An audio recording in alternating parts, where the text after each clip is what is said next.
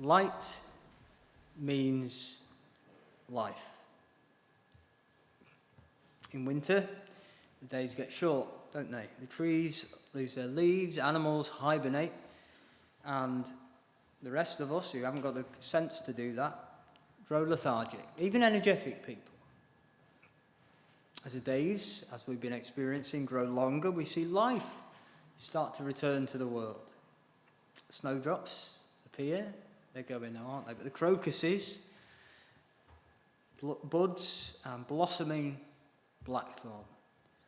The rooks in the park are all busy making their nests ready for the year's brood. Light means life. Do you remember that patch of gloom weather? That's what they called it, that we had a few months back. Weeks went by without us seeing the sun. It wasn't really wet or anything, it was just grey for weeks. And weren't we grateful for the tiniest hint of sun that we got? Maybe I haven't told you this. I remember the clouds parting for less than a minute. I was sat in the front room just looking out the window, and I saw on the house across the street just a splash of sunlight, and I prayed in thanks to God because I was so grateful for the tiniest bit of sunlight. Light means life. We need it, don't we? It's not just nice to have, it is essential. If it weren't for the light of the sun, life on earth couldn't exist. Light means life, and God is the light. Let's consider three different aspects of that. Firstly, light means revelation. Light means revelation. What do you do when you want to read a book at night? Turn the light on, don't you? How can you safely drive down the motorway when it's dark? Put your lights on. Without light, we can't see. Light drives away shadow and discloses truth. I don't know if you've ever had this, you sort of, maybe I shouldn't look at myself too carefully, but you get dressed in the dark, and you think, I'm all right, and then you put the lights on, and you're in a right state. Shirt's inside out, and you thought you could get away without shaving, and no, light discloses truth. And all these things, that light means revelation, isn't this so much more true of God? He is the light, and that light means revelation. It means an unveiling, a disclosure of truth. In John's Gospel, it's very clear that the light he talks about is ultimate reality. That's what he's getting at. It's absolute. It's divine. But unlike some philosophical ideas of God that make him so distant, so transcendent, so mysterious, that we can't ever know anything about him truly, the Bible's idea of God, how God reveals himself, is as the light. It reveals, it discloses, it's apparent through its very being. When you put a light on, you can't avoid but see it. If God is the light, then it means that God intends for us to know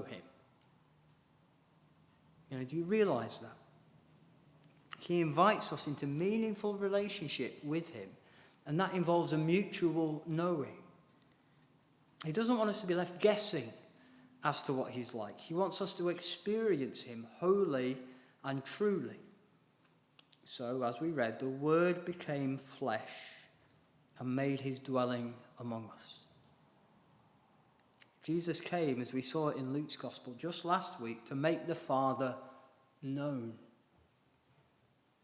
As Jesus says in John chapter 8, I am the light of the world. Whoever follows me will never walk in darkness, but will have the light of life. The ultimate reality of the Creator God we meet in chapter 1 of John, is revealed and knowable in the person of Jesus Christ. That's what the incarnation makes possible. We can experience true light, true life through Jesus because he is God. John's prologue is very clear about that. And he truly reveals God. He makes God known. Now, this shouldn't be possible. Because of our sin, because of our human finitude, our moral limitedness, or our mortal limitedness rather, God, who is wholly holy, transcendentally other, whatever long words you need to explain that, he is just so completely and utterly beyond our knowability.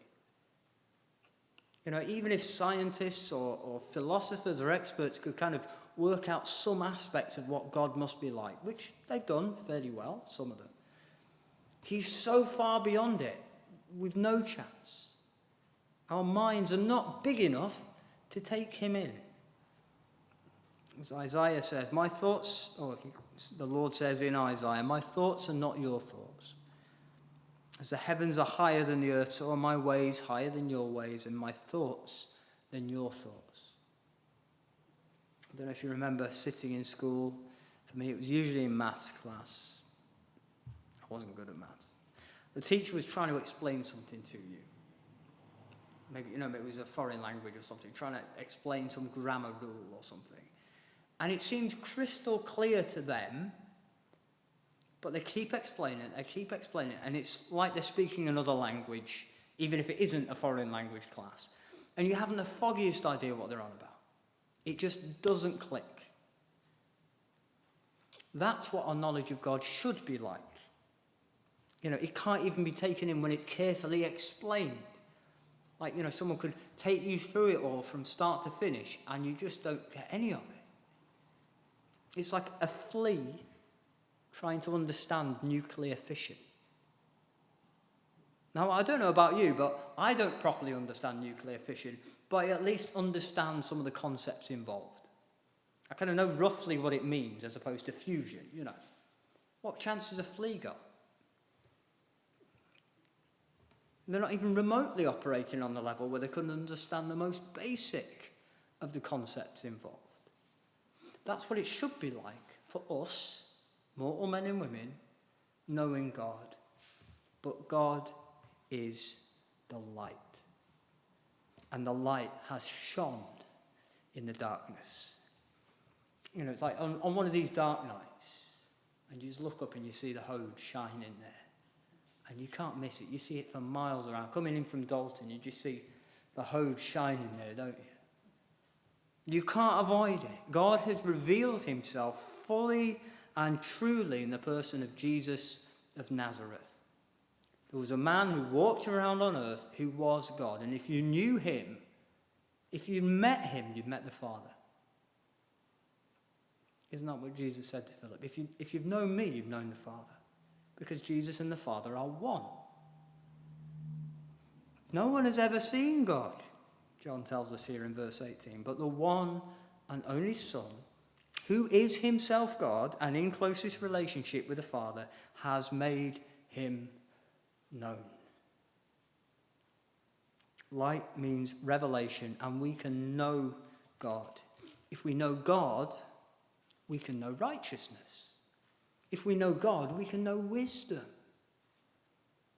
Psalm 119, which is a great place to go to if you want to talk about the light. But the unfolding of your word gives light. It gives understanding to the simple. I find that reassuring.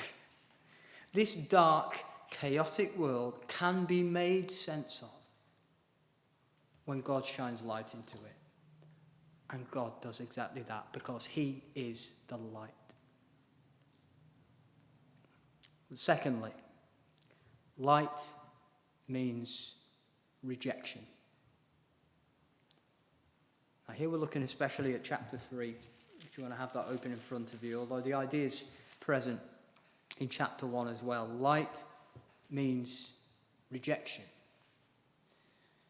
I remember one of our mutual friends telling us about her childhood home, I think it was in Bermuda, and how when you came down in the morning, you'd kind of reach around the kitchen door, flick the light on, and then wait a few moments for all the cockroaches to scurry away.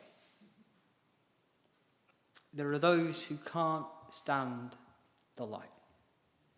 There are those who prefer darkness to light. Now, it's clear that the light the Bible talks about isn't just intellectual stimulation.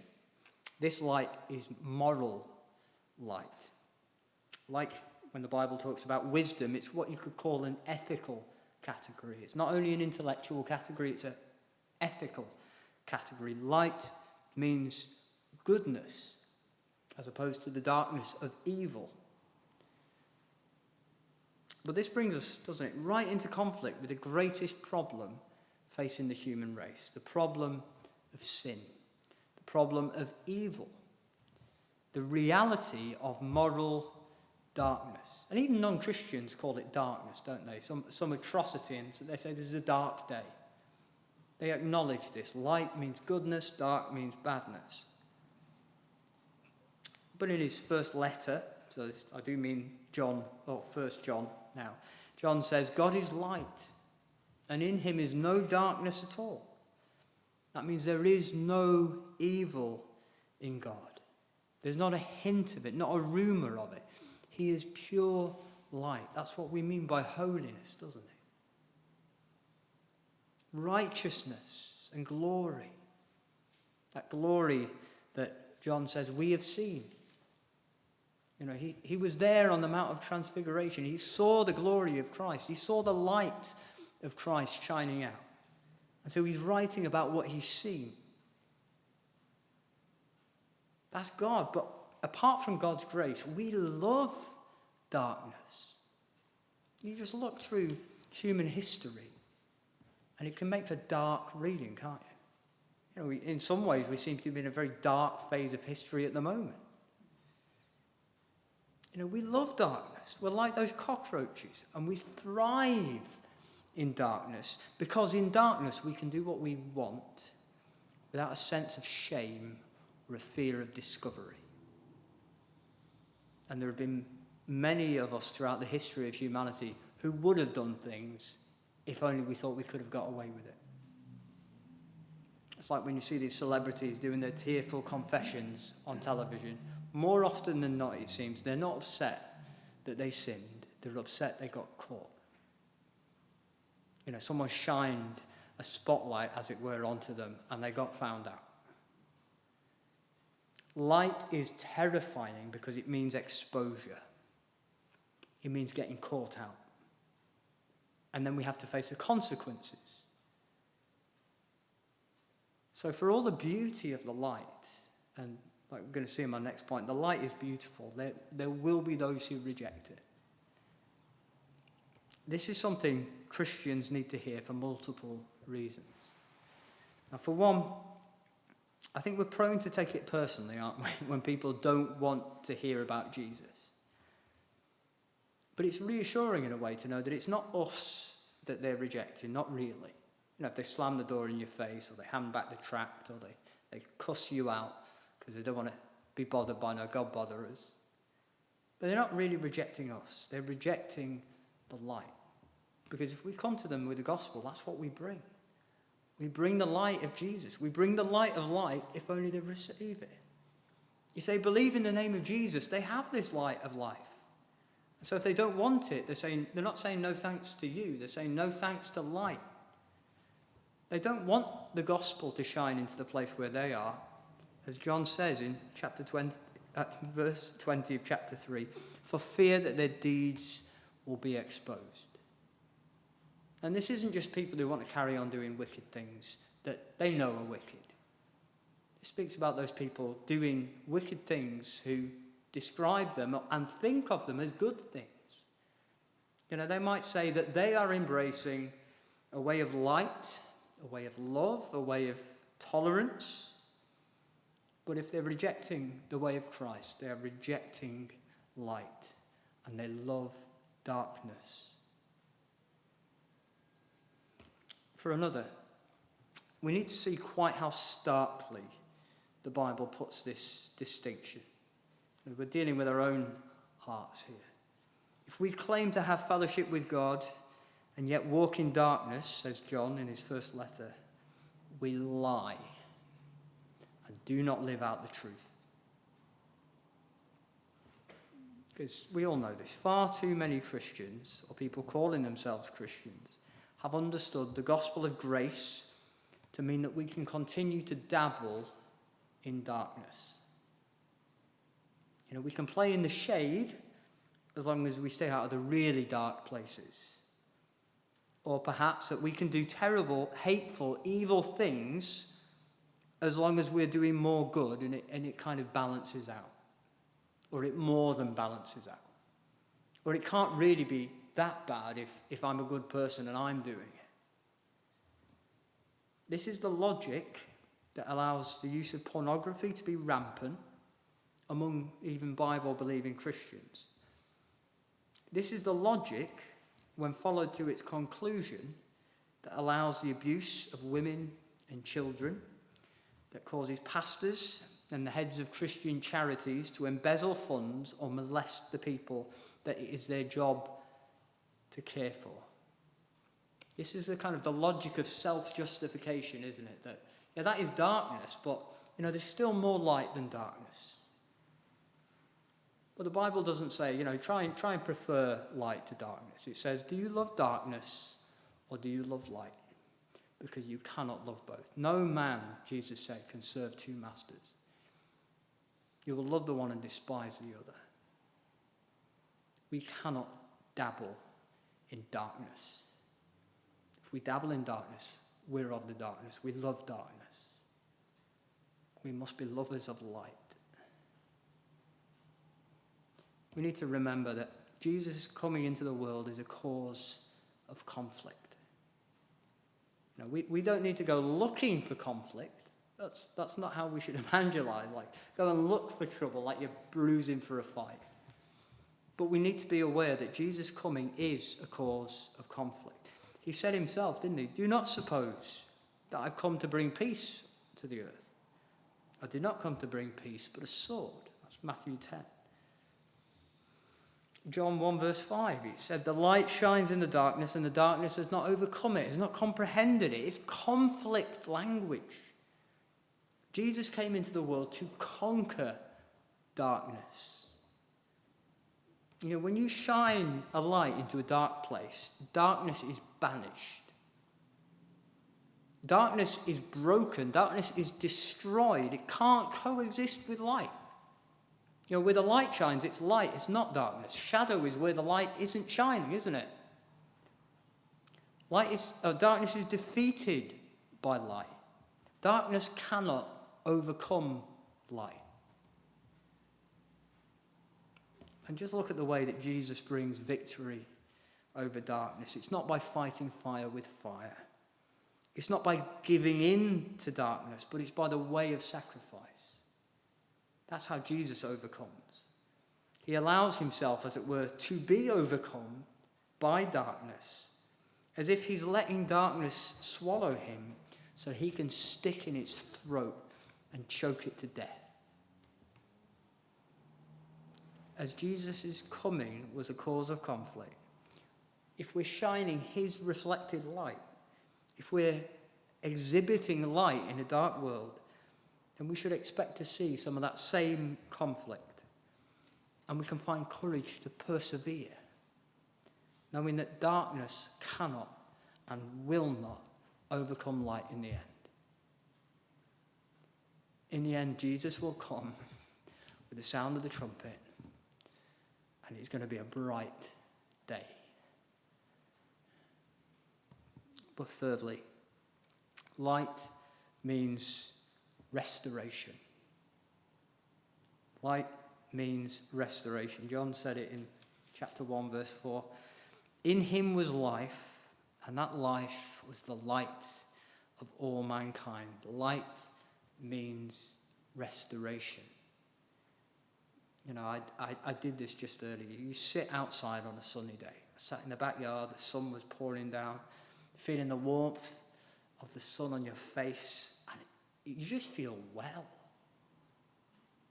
Doesn't it feel good? Doesn't it make you feel alive, but in a positive way? Because aches and pains can sometimes make you feel alive, can't they? And you kind of almost wish you weren't. But on a sunny day, you kind of soak it in. Don't you feel good? You don't have to be doing anything. You feel brighter. It lifts our mood, doesn't it? Light. You know how a sad lamp works, don't you? It just simulates sunlight, and the body feels healthier and happier as a result.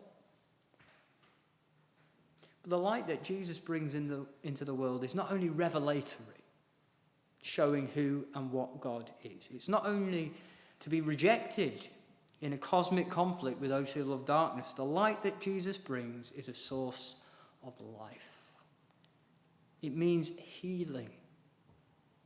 It means wholeness. We read in chapter 3, didn't we? For God so loved the world that he gave his one and only Son, that whoever believes in him shall not perish, but have eternal life. For God did not send his Son into the world to condemn the world, but to save the world through him.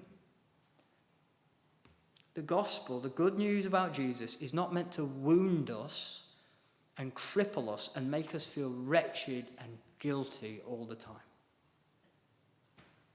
Jesus came to liberate us from all that. The light of life means healing. We're to be freed from darkness and brought into light. We're meant to be brought by the gospel, by the work of Jesus, to a better place. Like I was talking about earlier, I found this out in the past few weeks. Healing often comes through hurt. Now, I've got the scars to prove that I know that in a fairly literal, physical sense, but it's true of our hearts as well, isn't it? Healing comes through hurt. Healing comes through the light shining into the shadowy corners of our heart and blinding and burning the darkness that still lurks there. But the whole process is to bring that darkness out of us, like drawing poison from a wound. It's meant to heal.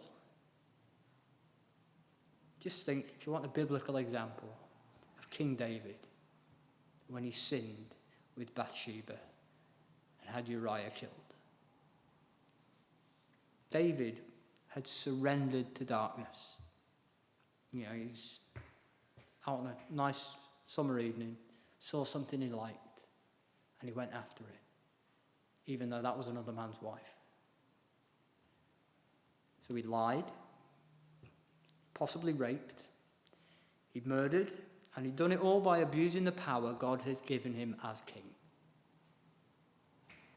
And when God shone light into that situation through the words of Nathan the prophet, don't you just think Nathan the prophet, he had some guts to walk into the king and call him out like he did. We need a prophetic voice in this age, don't we?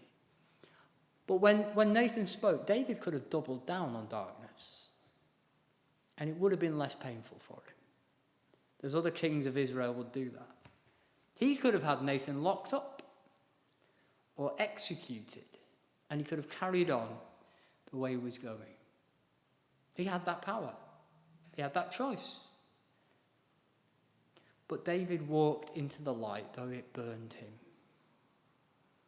And as he said, I have sinned against the Lord.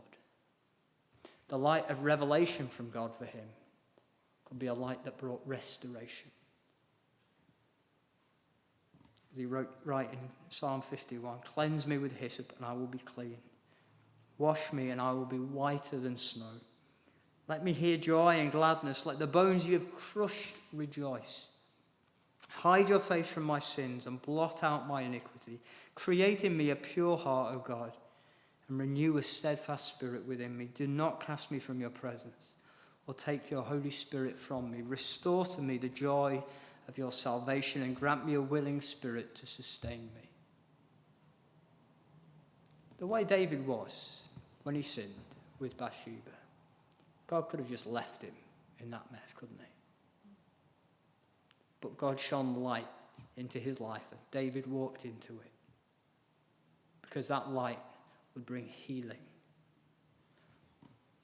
Restoration is not always a painless process. I'm not saying it's always painful, but it's not always painless, is it? But isn't it worth it? Don't we want to live in the wholeness that God has for us? So many, and we've known them in the past, are tempted off the narrow path through fear of the light. through fear of their deeds being exposed, through fear of having to leave behind the darkness that can seem so comforting when it's all we've ever known. Light is blinding to eyes that aren't used to it. But who wants to stay in a cold, damp, dark cave when it's as sunny out as it has been today? Jesus invites us to walk into his light, blinding as it might seem at first, and he promises us eyes that can see, even in that light, the only light his people need. The city, remember this from Revelation, does not need the sun or moon to shine on it. For the glory of God gives it light, and the Lamb is its lamp. The nations will walk by its light, and the kings of the earth will bring their splendor into it.